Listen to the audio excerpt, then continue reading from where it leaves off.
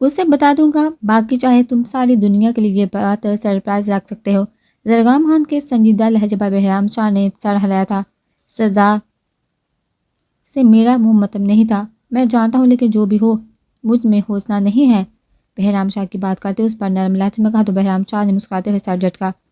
او God, یہ کیا ہوا زرگام؟ بہرام شاہ کی نظر زرگام خان کے کان کے سرخ لو اور گردن پر موجود ناخنوں پر پڑی تو جھٹکے سے گاڑی روکتے حیرت سے استفسار کیا، جبکہ بہرام شاہ کے ایک دم سے پوچھنے پر زرگام خان بری طرح سے گڑبڑایا تھا۔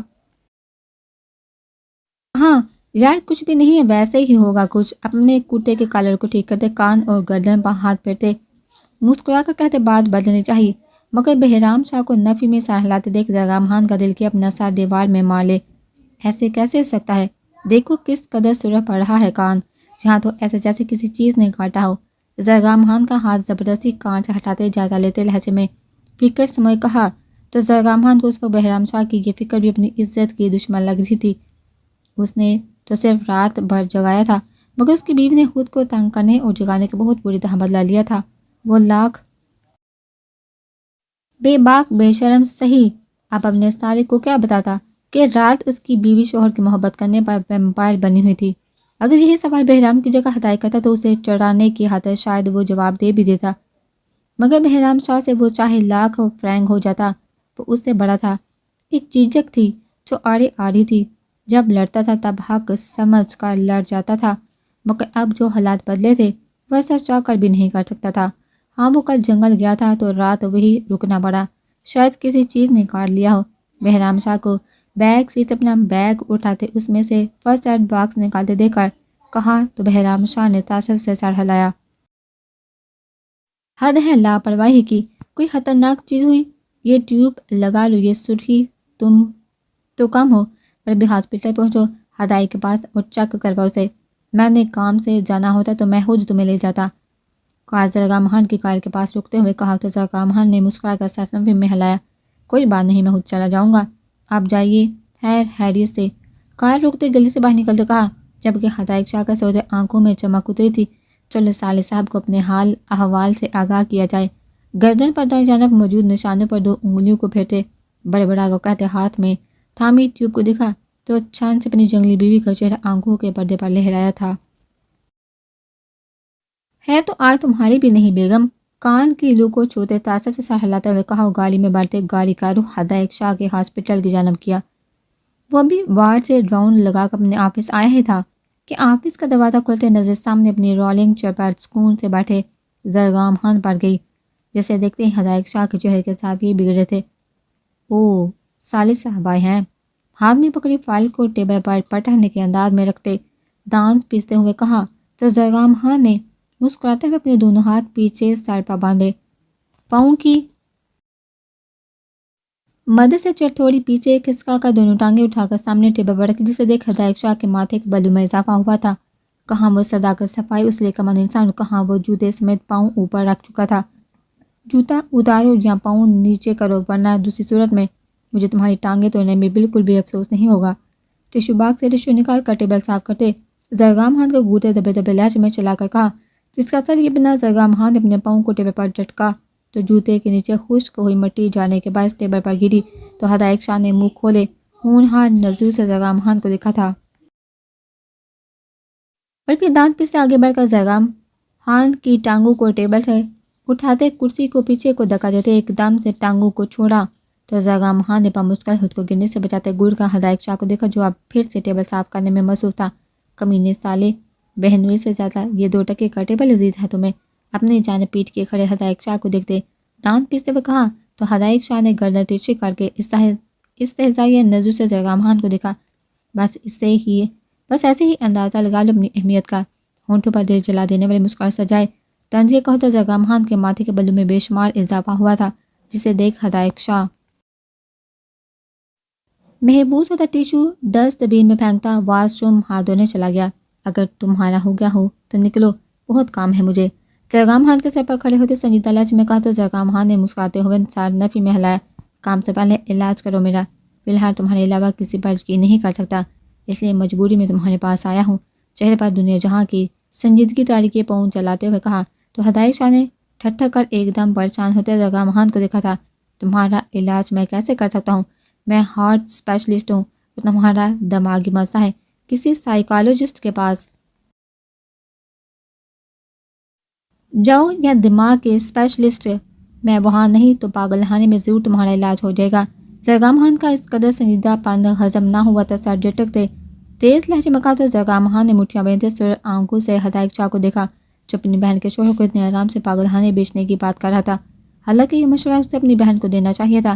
تمہیں لگ رہا ہے میں مذاق کر رہا ہوں؟ یہ دیکھو کس قدر زخمی ہوں میں، اگر میں کسی اور کے پاس جاتا تو لوگ غلط مطلب لیتے۔ تم تو میرے سالے ہو، تم سے کیا چھپانا، اس لیے تمہارے پاس آیا ہوں۔ اپنے کرتے کے اوپری 2 بٹن کھولتے، کرسی آگے کھسکاتے، کان اور گردن ہدایت شاہ کے سامنے کرتے ہوئے کہا تو ہدایت شاہ اس اچانک افتاد پر پل کے لیے منجھکا کر رہ گیا اور اپنی مٹھیاں بینچی، آنکھیں بند کر کے گہری سانس لیتے سر چٹے کر جیسے کانوں دائیں جانب گردن پر کاٹنے کے نشان دیکھے تو سر سے نزو کا زاویہ بدلا تھا۔ وہ ڈاکٹر تھا، اچھے سے کسی جانور انسان کے کاٹنے میں فرق کو جانتا تھا، اور وہ یہ بھی جانتا تھا کہ کسی بھی شخص کی اتنی جرت نہیں کہ زرگام خان کے سامنے آنکھیں اٹھا سکے۔ قضا کے اس طرح کرنا سورہ بٹے چہرے کے ساتھ پیچھے ہوتے زرگام خان کی کرسی کو پیچھے دھکیلا تھا۔ تم نکلو گے یا میں نکالوں؟ ہدایت شاہ کے تپے تپے لہجے پر زرگام خان نے منہ بسوڑ کر اسے دیکھا تھا۔ علاج نہیں کرنا تو ویسے ہی بتا دو، اس طرح کے ڈرامے کرنے کی کیا ضرورت ہے؟ کرتے کے بٹن بند کرتے لہجے میں معصومی طریقے کہا تو ہدایت شاہ کا دل کیا کہ یہ ٹیبل اٹھا کر ہی زرگام خان کے سر پر دے مارے۔ اچھا سنو، اگر شادی کے بعد بھی تم نے 24 سے 18 گھنٹے اس ہاسپٹل میں مریضوں کے ساتھ گزار کر میری بہن کو رات رات بھر انتظار کی سولی پر لٹکانا ہے تو رخصتی بھول جاؤ۔ کچھ یاد آنے پر زرگام خان نے سرد لہجے میں کہا تھا، کیونکہ وہ نوٹ کر رہا تھا کہ ہدایت شاہ جب سے آیا تھا ہر وقت ہاسپٹل میں ہی پایا جاتا تھا۔ وہ اپنے معاملے میں بہت لاپرواہی برت رہا تھا۔ 18 گھنٹے تو کبھی 20، وہ دن رات ہاسپٹل کو سیٹ کرنے اور نئے آنے والے ڈاکٹرز کو یہاں ایڈجسٹ ہونے میں مدد کر رہا تھا۔ بس یہاں نہیں، جب وہ باہر تھا تب بھی وہ اپنے پروفیشن کو لے کر اتنا ہی جنونی تھا کہ اپنی ذات تک کو فراموش کر جاتا تھا۔ وہ اپنی ذات کے لیے ٹائم نہیں نکال پاتا تھا کہ جا کے گھر والوں کے لیے زرگام خان کو اب اس بات پر رہ رہ کر گزارا تھا۔ کیا صرف ہاسپٹل میں وہی ایک ڈاکٹر ہے یا سب ڈاکٹر کی ذمہ داریاں بھی اس نے اٹھائی ہوئی ہیں؟ رخصتی تو میں مر کر بھی نہیں بولنے والا، اگر مر بھی رہا ہوا تو تمہاری بہن کو رخصت کروا کر وہاں بھی ساتھ لے کر جاؤں گا۔ اور رہی بات انتظار کرنے کی تو اسے دیکھے بنا تو لمحہ میرا بھی نہیں گزرتا۔ کجا اتنے گھنٹے؟ اسے تو ہر وقت میں اپنے پاس آنکھوں کے سامنے رکھوں گا۔ یہ دیکھو، یہ روم میں نے اس کے لیے اس سیٹ کروایا ہے، وہ میرے ساتھ ہی ہاسپٹل آیا کرے گی اور ایک ساتھ ہی ہم واپس جایا کریں گے۔ زرگام خان کو جواب دیتے آگے بڑھ کر اپنی چیئر کے پیچھے بنے دروازے کو کھولتے ہوئے کہا تو زرگام خان نے کرسی گھما کر پیچھے دیکھا تھا جہاں خوبصورتی سے ایک کمرے کو سیٹ کیا گیا تھا۔ دماغ کھسک گیا ہے یا کیا جو خود کو 24 گھنٹے یہاں رہو گے اور میری بہن کو بھی یہاں رکھو گے؟ اٹھ کر دروازہ بند کرتے ہدایت شاہ کے سامنے کھڑے ہوتے ہوئے دبے دبے لہجے میں چلا کر کہا تو ہدایت شاہ نے کنجے اچکائے، جہاں ہم وہاں ہماری بیگم۔ تم جب جنگل میں جانوروں اور بھوتوں کے بیچ میری بہن کو لے جا سکتے ہو تو میں کیا اپنی بیوی کو ہاسپٹل پہ نہیں لا سکتا؟ میں نے تمہیں کچھ کہا نہیں نا؟ تو بہتر ہے تم بھی اپنا منہ باندھ رکھو۔ ہونٹوں پر دل جلا دینے والی مسکراہٹ سجا زرگام خان کو سلگاتے ہوئے کہا اور آگے بڑھ کر زرگام خان سے پہلے کرسی سنبھالی تو زرگام خان نے گور کا ہدایت شاہ کو دیکھا تھا۔ بار میں جاؤ کمینے انسان، اور میری بات کان کھول کر سن لو، کچھ عرصے میں میری بیوی کا یہاں آنا جانا ہوگا۔ سمجھ تم گے ہوگے کہ کیا کہنا چاہ رہا ہوں میں؟ میری بیوی کے آنے سے پہلے یہاں موجود تمام میل عملہ رفع دفع ہو جانا چاہیے۔ یہاں صرف فیمیل ڈاکٹر اور فیمیل اسٹاف ہی ہوگا، مردوں کے لیے کوئی اور انتظام کر لو۔ زرگام خان کے تو حکمانہ لہجے پر ہدایت شاہ دل ہی دل میں آہش کر اٹھا، جبکہ زرگام خان کی زبانی بات پر چہرہ پل میں سرخ ہوا تھا، جس پر دل میں زرگام خان کو 200 صلواتوں سے نوازا تھا۔ تم بھی کان کھول کر سن لو، ایسا کچھ بھی نہیں ہونے والا۔ تمہاری بیوی کے لیے ہر طرف فیمیل عملہ ہائر کروں گا۔ تو میری معصوم بیوی کا کیا ہوگا؟ وہ تو ایک دن میں ہی اپنا ہوں جلا بیٹھے گی۔ تمہیں کیوں لگتا ہے تمہاری اس فضول بات کی وجہ سے میں اپنی بیوی کو انسیکیور فیل کرواؤں گا؟ زرگام خان کے تپے تپے چہرے کو دیکھتے کندھے اچکا کر کہتے سامنے پڑی فائل کھولی تو زرگام خان نے کینہ تو نظر سے ہدایت شاہ کو دیکھا تھا۔ بات تو تم میری مانو گے، ایسے نہیں تو ویسے ہی صحیح، 1 مہینہ ہے تقریباً تب تک یہ سب ہو جانا چاہیے. حدائق شاہ کی جانب جھکتے سومانی لہجے میں کہتے آنکھ دبائے تو حدائق شاہ کا چہرہ پل میں سرو ہوا تھا. مٹھیاں میں تھے لاکھ روکنے کی کوشش کے باوجود وہ زرگام خان کے چہرے پر دائیں جانب مکہ مار چکا تھا، جس پر زرگام خان کا دلکش کہکا آفس میں گونتا. حدائق شاہ کا دل جلانے کا کام کر چکا تھا. سی یو صالح صاحب، او سوری فیوچر ماموں. دروازے کے قریب جاتے پلٹ کر کہا تو حدائق شاہ نے ٹیبل پر پڑے گلاس کو اٹھا کر زرگام خان کی جانب پھینکا تھا، مگر اس سے پہلے ہی باہر نکلتا دروازہ بند کر چکا تھا. گلاس بند دروازے سے ٹکرا کر ارد گرد زمین پر بکھرا تو حدائق شاہ نے کوفر سے بکھرے ہوئے کانچ کے ٹکڑوں کو دیکھا تھا. زرگام خان نے ارمغان کو سلبہ شاہ سے شادی کے بارے میں بتا دیا تھا، جس پر وہ کافی دیر پیشگینی کی کیفیت میں رہا تھا، مگر یقین آتے ہی وہ خوشی سے زرگام خان سے لپٹ گیا تھا. جبکہ دوسری جانب بہرام نے بھی شاہ حویلی میں سلبہ اور ارمغان کی شادی کا اعلان کر دیا تھا، جس پر کسی کو اعتراض نہیں تھا، بلکہ سب خوش تھے. اس فیصلے پر دن کافی تیزی سے گزر رہے تھے.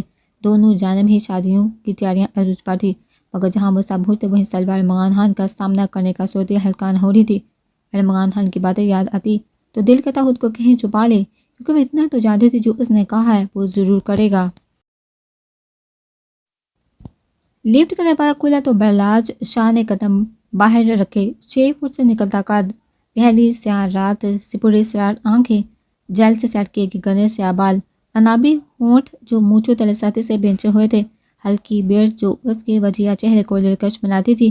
براؤن پینٹ کوٹ کے ساتھ لائٹ کریم کلر کی شرٹ پہنے، چہرے اور آنکھوں میں بلا کی سنجیدگی طاری کیے، وہ لاپرواہ اپنی ذات میں گم کسی مغرور شہزادے کی طرح آگے بڑھتا جا رہا تھا.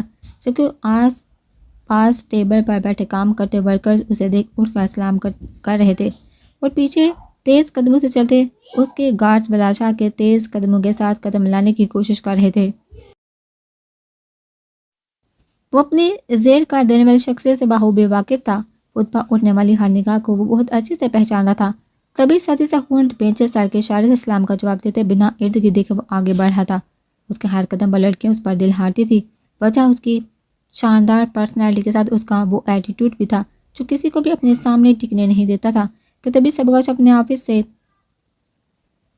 کور کر کے ساتھ باہر نکلی تو آگے بڑھتے بلاشاہ کے قدم بے ساختہ تھمے تھے. گردن تیزی کرتے 2 قدم پیچھے لیتے اپنے دائیں جانب دیکھا، جہاں سبغش ہاتھ میں فائل تھامے آفس کے دروازے کے باہر اپنے ورکر کے لیے ساتھ کھڑی بلاشاہ کی جانب ہی دیکھ رہی تھی. بالاشاہ کے دیکھنے پر سبغا کی مسکراہٹ پال میں تھمی تھی. اس بے رحم شاہ کا اس دن کا رویہ یاد آیا تو سختی سے ہونٹ بیندے نزدیک کا زاویہ بدلا تھا. جبکہ سبغا سے 2 قدم کے فاصلے پر کھڑے اسد نامی شخص نے مسکرا کر بالاشاہ کو سلام کیا تھا، جس پر بالاشاہ نے اسے قہر بڑی نظر سے دیکھا تو بیچارہ سڑپڑا کر رہ گیا تھا. مس سبغا میرے آفس میں آئیے، سخت تحقمانہ لہجے میں کہا تو سبغا نے مٹھیاں بھیجی. فائل پر گرفت ساتھ ہوئی تھی. سوری سر، آج ایک امپورٹنٹ میٹنگ ہے اور ابھی کچھ پوائنٹس ہیں جو کلیئر نہیں ہوئے. میں آپ سے میٹنگ کے بعد ملتی ہوں. صاف لفظوں میں انکار کرتی وہ ارد گرد کام کرتے سٹاف کو حیران کر گئی تھی. سب بالاشاہ کے غصے سے واقف تھے. بالاشاہ کو انکار کرنا تو بہت دور کی بات تھی، وہ تو کام لیٹ یا غلط کرنے کا غلطی سے سوچ بھی نہیں سکتے تھے. وہ جانتے تھے کہ سب کا بالاشاہ کی قدر ہے، مگر وہ یہ بھی جانتے تھے کہ آفس آورز میں سب کا شاہ کے ساتھ ساری رشتہ داریاں بلا دیتا تھا، اسے بھی باقی ورکرز کی طرح ٹریٹ کرتا تھا. اپنے کام کو لے کر وہ بہت پروفیشنل ٹائپ انسان تھا. سبغا نے بھی پہلے کبھی کام میں لاپرواہی نہیں برتی تھی، مگر اس کے صاف انکار نے سب کو واقعی حیران کر دیا تھا.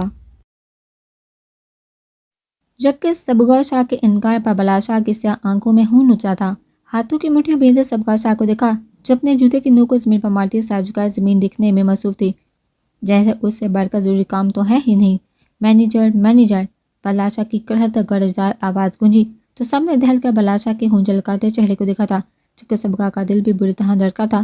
بے سادہ سر اٹھائے تو نظریں خود کو قہر برسائی. قہر بڑی نظر سے دیکھتے بالاشاہ کی آنکھوں سے ٹکرائے تو سبغا کو اپنی ریڑھ کی ہڈی میں سنسناہٹ ہوتی محسوس ہوئی. جی سر.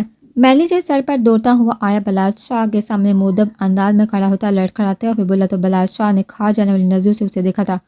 آج کے بعد اگر مس سبغا شاہ نے کوئی میٹنگ اٹینڈ کی یا انہیں تم میں سے کسی نے اپنی میٹنگ کا حصہ بنایا تو وہ دن تم سب کا یہاں آخری دن ہوگا. یہ صرف اس میٹنگ میں ہوگی جس میں بالاشاہ ہوگا یا میں کہوں گا. سمجھ آئی میری بات؟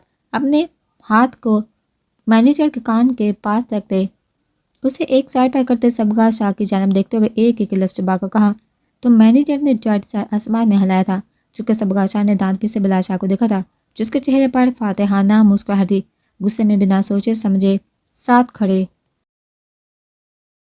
لڑکے کا بازو تھام کا ہاتھ سامنے کرتے فائل پٹکنے کے انداز میں رکھتے وہ پلٹ کر جھٹکے سے دروازہ کھولتے اندر غائب ہو گئی تھی، جبکہ سبغا شاہ کے ہاتھوں سے انجانے میں ہوا 2 سیکنڈ کا یہ عمل بلا شاہ کے تن بدن میں آگ لگا گیا تھا۔ سارا وقت ہم نے آپس میں رہی تھی، بلا شاہ پر ڈائرہ کر گزار رہا تھا۔ ہاں، وہ فی الحال اس سے بات کرنا نہیں چاہتی تھی، غصہ تھی، ناراضگی تھی، مگر جھوٹ تو نہیں کہا تھا، اس کی سچ میں میٹنگ تھی۔ گہری سانس لیتے سامنے گھڑی پر وقت دیکھا جہاں شام کے 5 بج رہے تھے۔ آفس کا آف ٹائم 7 بجے کا تھا اور وہ یہاں مزید بنا کسی کام کے اور نہیں بیٹھ سکتی تھی، کیونکہ وہ میٹنگ سے پہلے ہی اپنے حصے کا کام کر چکی تھی۔ تبھی ٹیبل سے اپنا بیگ اٹھاتے وہ آفس سے باہر نکلی تھی، مگر باہر نکلتے وہاں کسی کو بھی نہ دیکھ سبغا شاہ کو حیرت کا جھٹکا لگا تھا۔ لنچ ٹائم نہیں تھا، جو سب یہاں نہ ہوتے تو وہ حیران نہیں ہوتی۔ کیا وہ تب سے آفس میں اکیلی تھی؟ سب کہاں گئے تھے؟ آفس کے موسٹ سناٹے میں گونجتی گھڑیوں کی ٹک ٹک کی آواز سنتے سبغا کے ماتھے پر پسینے کے قطرے نمودار ہوئے تھے۔ تبھی تیز قدموں سے وہ لفٹ کی جانب بڑھی تھی، مگر لفٹ کو کھلتے نہ دیکھ چہرے کی رنگت پل میں زرد ہوئی تھی۔ کیا وہ جان بوجھ کر اسے سزا دینے کے لیے یہاں بند کر گیا تھا؟ بادشاہ کے بارے میں سوتے آنکھوں میں نمی اتری تھی۔ سیڑھیوں سے جانے کا سوتے ہوئے دروازے کی جانب بڑھی تو اسے لاکھ دیکھ سبغا کو اپنا سر چکراتا محسوس ہوا۔ بری طرح دروازے کو پھرتی وہ گارڈ کو بلاتی، تھک ہار کر وہیں زمین پر بیٹھتی چلی گئی تھی۔ چکراتے سر کو تھامتے نظریں اٹھائی تو دماغ میں جماکا سا ہوا تھا۔ جھٹکے سے اٹھ کر کوریڈور سے ہوتی بادشاہ کے آفس کے دروازے پر جا کر کھڑی ہوئی تھی۔ گہری سانس بھرتے جھٹکے سے دروازہ کھلا تو نظریں رالنگ چیئر کی پشت پر اٹکائیں آنکھیں مودے بادشاہ پر گئی تو سبغا شاہ کا غصے کے بعد چہرہ بال میں سرخ ہوا تھا۔ ہاؤ ڈیئر یو، بدتمیز انسان، ہمت بھی کیسے میرے ساتھ اتنا گھٹیا مذاق کرنے کی؟ بتاؤ مجھے کیا سوچ کر یہ سب کیا تم نے؟ آگے بڑھتے بادشاہ کے سامنے موجود ٹیبل پر پڑی چیزوں کو اٹھا کر ارد گرد زمین پر پٹکتے نم لہجے میں چلا کر کہا، مگر بادشاہ کا ہنر اسی پوزیشن میں بیٹھے دیکھ۔ سبغا نے آگے بڑھتے جھک کر بادشاہ کا کوٹ اپنی مٹھی میں دبوچا تھا، جس پر بادشاہ نے جھٹکے سے اپنی آنکھیں واقعی تھی۔ آواز نیچی، اگر دوبارہ تمہاری آواز میرے سامنے اونچی ہوئی تو کئی فٹ نیچے زمین کے گاڑ دوں گا، سرد ٹھٹھرا دینے والے لہجے میں کہا تو سبغا کے ہاتھ میں لرزش پیدا ہوئی تھی، جس سے بادشاہ نے بخوبی محسوس کیا تھا۔ وائٹ ٹی شرٹ کے ساتھ لانگ گرے کوٹ جس پر چھوٹے چھوٹے سلور کلر کے دائرے بنے ہوئے تھے، ساتھ بلو جینز پہنے، شہدرن اسٹریٹ بالوں کو گھلا چھوڑے، چہرے پر لائٹ میک اپ، شاد رنگ آنکھوں میں سرخی لی، وہ ایک پل کے لیے بادشاہ کے دل میں تہلکہ مچا چکی تھی۔ مگر سبغا شاہ کا انکار اور حرکت یاد آئی تو صبح والا غصہ پھر سے اڑایا تھا۔ تبھی سبغا کے دونوں ہاتھ اپنے شکنجے میں لیتے اٹھ کر جھٹکے سے سبغا کو اپنی سیٹ پر بٹھا اس کا منہ دبوچا تھا۔